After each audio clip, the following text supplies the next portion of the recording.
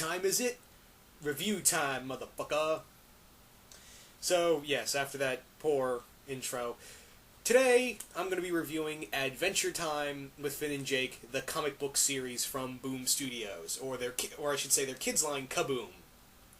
Now, Adventure Time, the comic book series, is not written by Pendleton Ward. He does have creative rights, but however, what it is that Adventure Time is written by Ryan North. I'm forgetting the artist's name, but basically Adventure Time is a comic book spin-off series based off of course, what else? Adventure Time. Now, this comic book series I've been really wanting to get, and I also can't wait to get my hands on the 6-part Marceline and the Scream Queens mini-series. I really can't wait for that, to get that in trade.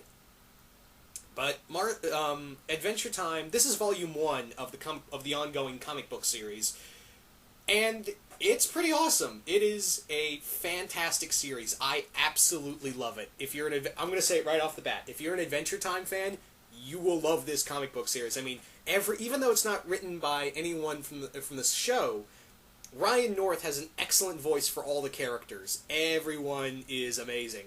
The story in here, this is one consecutive story. Now, what I do know of the Adventure Time single issues is that there were other stories. It was kind of like Adventure Time comic book series is kind of like the Action Comics or the DC's Adventure Comics or their Detective Comics, where they have one story and then they have a backup story or backup stories, like they used to. And I know they do in the New 52, but I'm talking like the classic books, like the 40s Detective and Action Comics. But anyway, this basically collects the main story with a minor story that ties into the main story. It's left as just a little character log. Anyway, the main story is about the Lich returning with some kind of magic bag that can suck in all of Oo, and he's going to throw it into the sun. That is his whole master plan. Now, you're probably wondering, well, what season did this take place? I don't know, because we have the Lich coming back, we have Flame Princess, we don't see her, but we have Flame Princess, and they're obviously in a relationship, she's obviously in a relationship with Finn, and we've got other stuff in here that indicates other stuff, but I don't know where the hell. I think it's not like the MLP comics where that you can kind of say this goes in between season 2 and 3. I don't know what season this is going off of. I guess what Ryan North is trying to do is go in his own continuity, and that's totally fine, because sometimes comic books can go on their own continuity, because there are a lot of people say, oh, that's not canon, it wasn't in the TV show, it's not canon. Talk to Doctor Who fans. A Whovian like myself, I'll tell you, as a Whovian, nothing counts unless it's canon. I mean, nothing's canon unless it's on TV, and that goes for a lot of fan bases. Anywho, like I said, this is a fantastic book. This is a lot for a first volume. This is a bit more expensive than their usual volumes. Now, for those who don't know, Image and Boom Studios and a lot of independent book companies do this. For the first volumes, no matter what it is, the first volume is always $9.99. IDW doesn't really do that, but some minor comics they do. But for most part, Image and Boom are the two that do this the most. First volumes are always $9.99, so it's $10 for a graphic novel. For a trade. And however, it goes up to $14.99 or at least $17.99 for the second volume, so it kind of draws you in the first volume, and that's kind of what I was expecting for this. However, like I said, this is a bit more expensive. This is about This is $14.99 in America, but yeah, it's about $16, give or take. So, but I had a gift card at the bookstore I was at, and I was like, I really want to get this now. Because it was the only volume, and I saw another guy looking for it. He's like, hey, did you see the Adventure Time novel? Did you see the Adventure Time trade paperback? I was like, oh, nope. I haven't seen it. Nope. But yeah, getting back to the story, this story is awesome. Like I said, this is basically the Lich coming back. He's just here to destroy all of you with a magic sack. Take that as you will. And it's basically Finn and Jake teaming up with Marceline, Princess Bubblegum, Ice King, Lumpy Space Princess, and a new character called Desert Princess. She looks like a giant dessert cake, but she looks like a lot of dessert items, but she's the Desert Princess, and she can basically control sand.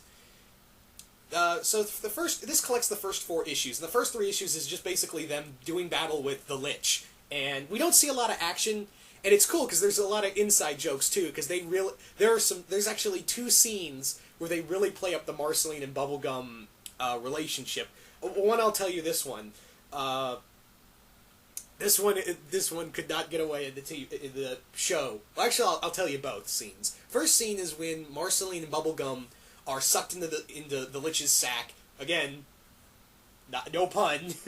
But what happens is Marceline gets sucked in and meets Princess Bubblegum, and they're trying to figure out a way out, and she's like, and Marceline says, I can turn myself into a giant tentacle monster. How does that help our situation? How does that hurt our situation? Bow, chicka, bow, bow. God, I'm depraved. The second one is when when Bubblegum gives Marceline her crown to protect her from the Lich's mind control, and as she's flying away with Finn and Jake to fight the Lich, she's like, bring back the crown. Just don't get hurt, okay, Marceline? There you go. Take that as you will. But yeah, like I said before, if you are an Adventure Time fan, you'll love it. The only gripe I have with this is that I really wanted to see more of the backup stories. I would have paid a little more for the backup stories because supposedly there was a Tree Trunk Spotlight story, there was an Ice King Spotlight. There was a lot of Spotlight stories that didn't have anything with the main story. The only one that they collected was a cover. I mean, not cover. It was a 1-page story of little Marceline finding her home in the cave. And she also discovers the Lich's magical sack. The Lich, by the way, he just shows up. He just pops out of the magical sack like, "Hey guys, what's going on? I'm going to destroy Oo now." So there's that. The other thing is in here for special features. We get a script. We get the original script. We get original inks and covers. Dear Lord, I love the covers of this comic because that was the one thing I was hoping. One of the other things I was hoping for to get in this trade was, God, I was thinking to myself, God, I really hope they have all the alternate covers, because for those who don't know, there were a shit ton of covers for each issue, and this was only the first 4, and I'm pretty sure they do multiple issues each time. It's kind of like with IDW, but in here, there's 2 covers that really stood out to me. There's one that's a parody cover of. There's a parody cover of Fantastic Four #1 of the 60s issue, and it has the Ice King as the giant mole monster, and we have Rainicorn in the pose of Human Torch. I can't believe I bonked up on that. And then we have another one that Finn is in the position of the Thing, and Jake's in the position of Mr. Fantastic, and Princess Bubblegum's Invisible Woman. So I saw that and I laughed my ass off. The other one that caught my eye is another parody cover, which is a parody of the 1960s Uncanny X-Men #1, which is also cool. It had Marceline, Princess Bubblegum, and Finn and Marceline fighting Ice King, who was in the same position. If you've seen the cover, of Uncanny X-Men #1 with the first class, with the original 5 X-Men fighting Magneto, that's the parody cover right there. So, all in all, what more can I say? I love this. I love this series. I really want to get the Marceline and the Scream Queens miniseries. I'm a huge fan of Marceline, so yeah.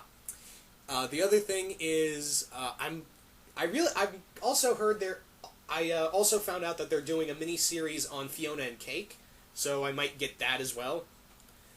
But yeah, I can't stress this enough. If you are a fan of the Adventure Time series and you collect everything about Adventure Time, please pick this up. You will not be disappointed. This is not only feels just like the show, you can actually hear the voice actors saying these lines, but also gets away with a couple other dirty jokes, and also makes a more... I'll tell you another thing that I like. There's also for the X-Men fans, there's a hint to the Fastball Special.